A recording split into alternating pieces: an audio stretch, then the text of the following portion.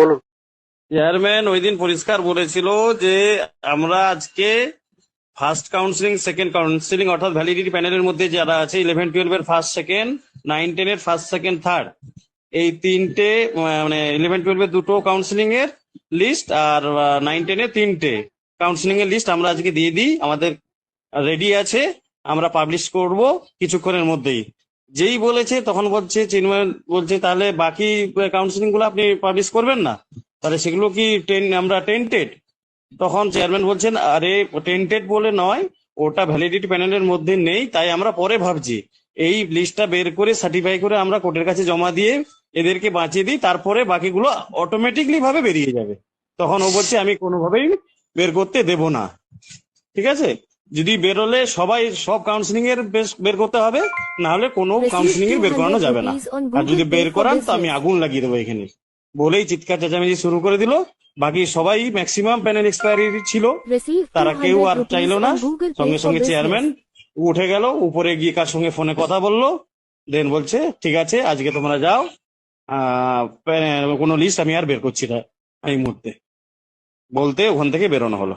মানে একমাত্র ওই চিন্ময় এবং আরো কিছু জন ছিল তাদের জন্যই ওই দিন বেরোনো, না কিন্তু লিস্ট একদম রেডি ছিল, বেরোতো ওই দিন।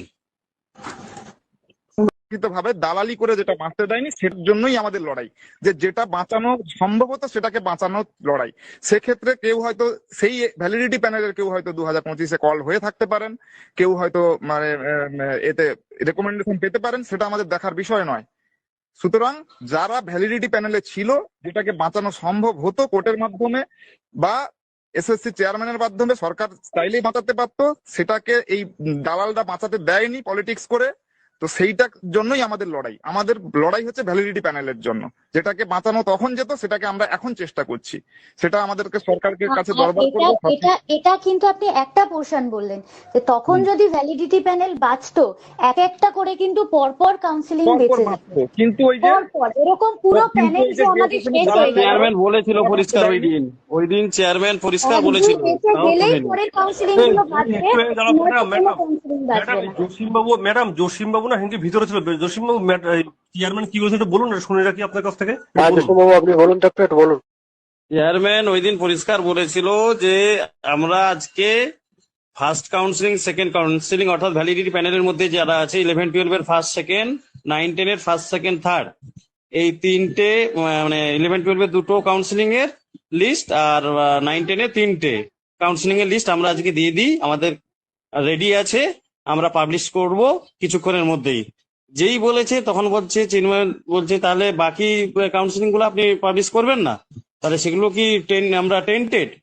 তখন চেয়ারম্যান বলছেন আরে টেন্টেড বলে নয়, ওটা ভ্যালিডিটি প্যানেলের মধ্যে নেই, তাই আমরা পরে ভাবছি এই লিস্টটা বের করে সার্টিফাই করে আমরা কোর্টের কাছে জমা দিয়ে এদেরকে বাঁচিয়ে দিই, তারপরে বাকিগুলো অটোমেটিকলি ভাবে বেরিয়ে যাবে। তখন ও বলছে আমি কোনোভাবেই বের করতে দেব না। ঠিক আছে, যদি বেরোলে সবাই সব কাউন্সিলিং এর বের করতে হবে, না হলে কোনো কাউন্সিলিং এর বের করানো যাবে না। আর যদি বের করান তো আমি আগুন লাগিয়ে দেবো এখানে, বলেই চিৎকার চেঁচামেচি শুরু করে দিল। বাকি সবাই ম্যাক্সিমাম প্যানেল এক্সপায়ারি ছিল, তারা কেউ আর চাইলো না। সঙ্গে সঙ্গে চেয়ারম্যান উঠে গেল, উপরে গিয়ে কার সঙ্গে ফোনে কথা বললো, দেন বলছে ঠিক আছে আজকে তোমরা যাও, কোনো লিস্ট আমি আর বের করছি না এই মুহূর্তে, বলতে ওখান থেকে বেরোনো হলো। মানে একমাত্র ওই চিন্ময় এবং আরো কিছু জন ছিল তাদের জন্যই ওই দিন বেরোনো, না কিন্তু লিস্ট একদম রেডি ছিল, বেরোতো ওই দিন।